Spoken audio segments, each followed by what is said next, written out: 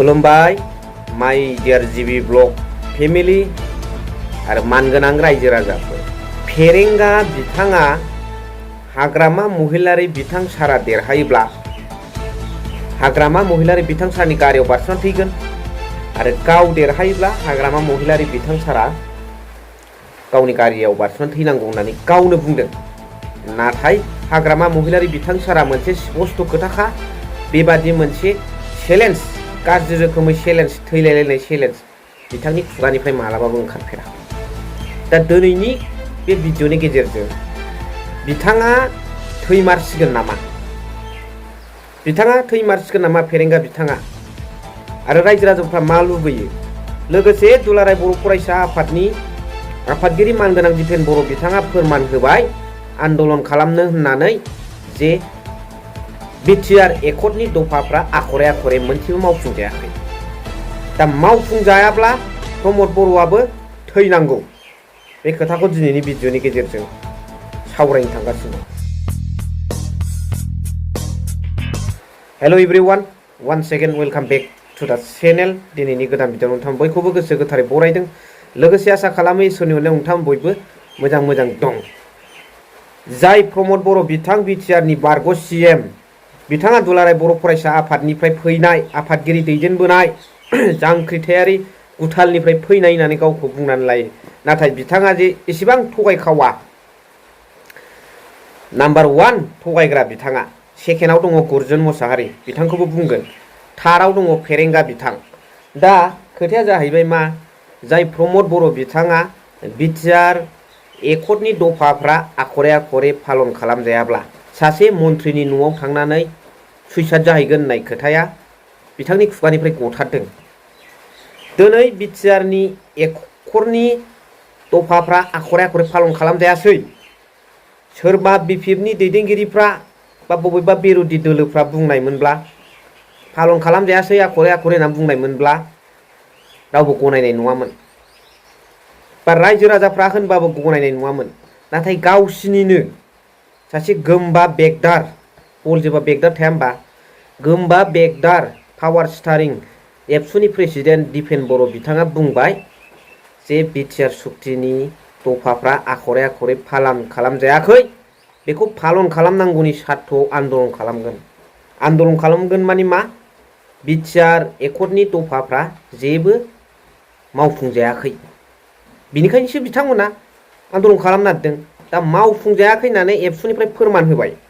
दा मावफुंजायाखैब्ला प्रमद बर' बिथाङा गाव खोथा होनाय मथे बेहा थैनांसिगौमोन, सुइसाइड जानांसिगौमोन। दा बिथाङा सासे थगायग्रा नालाय, आरो प्रमद बर'खाय बिथाङा बेखौ सुब-साब आराम सिरियै मिनि मिनि थानो हादों। दा बिथाङानो बिटिसिनि सासे प्रधान गाहाय जानानै दा बिथांनि माखासे आगदा आगसि लिडार दैदेनगिरिफ्रा, नेता, बिथांमोननि मावफाग्राफ्रा मारै थगाया जानो?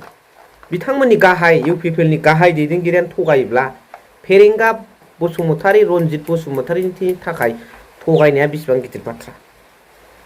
बिथाङाबोथ' बुंदोंमोन, रनजित बसुमतारीया, गारियाव बारसोमनानै थैलायलायनायनि खोथा। गाव देरहायोबा हाग्रामा महिलारि बिथां सारा गावनि गारियाव बारस'नानै थैनांगौ, गाव जेनोब्ला हाग्रामा महिलारि सारनि गारियाव गाव बारस'नानै थैगोन। थैनायजों चेलेन्ज खालामग्रा सानै लिडार नुबाय बिसिनियाव।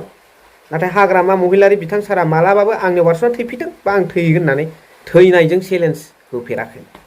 दा बिथांमोनना थगायग्राखा नालाय, बेबादि खोथाखौ इउपिपिएलनि दैदेनगिरिखाय, प्रमद बर' बिथांनिफ्राय माखासे आइडिया लानायखाय बिथांमोना बुङो आरो थैनायखौबो सिरि थानो हायो। जों थैनायखौ लुबैया, नांजाया बिदि सुइसाइड जालायनायखौ। नाथाय बेबादि जानला मोनला खोथाखौ रायजोनि सिगाङाव, मिडियानि सिगाङाव बुंनो नाङा। दा अब्ला रोखा जाबाय रायजो राजाफोर, बिथांमोना मालाबाबो बेबादि मोनसे हाबाफारि लानानै, खोथा बुंनानै मावफुंग्रा नंखाया, गोदोनिफ्रायनो थगायबोखादों। बेनिखायनो गाज्रि रोखोमै बिटिसि इलेक्सनाव, ज'आ बिटिसि इलेक्सनाव बुहुत बेयाखै प्रमद बर' डांगरिया बिथाङा जेनदों, हारिसे टेकेटे। दा बेखायनो नोंथांमोन रायजो राजा बेनि सायाव मा कमेन्ट हरो? थगायनायाथ' बिथांमोननि थाखाय जेबो नङासो। रग' रग' होननायखौनो थगायनो हायोब्ला प्रमद बर' बिथाङाबो आखरे आखरे फालन खालामजायाब्ला थैहैगोन, सुइसाइड खालामहैगोन होननायखौ। फेरेंगानि थाखायलाय माथो गिदिर बाथ्रा बेलाय। बेजों लोगोसे गुरजन मोसाहारि बिथाङा जाथिनि खोथा बिराद बुंदोंमोन बै समाव। बाप हारिखौ लानानै बर' जाथिर्लय किमान डांगर डांगर कथा गुरजन मोसाहारि डांगरिया কৈছিলে।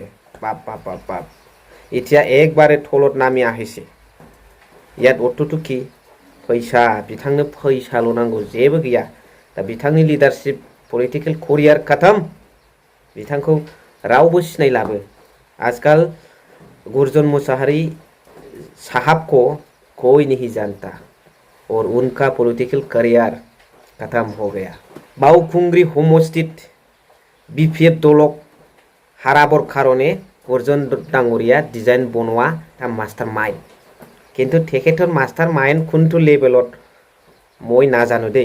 किन्तु तेखेटर पलिसि लय UPPL दले बहुत माने मिस्टेक करिছে মই बाबू।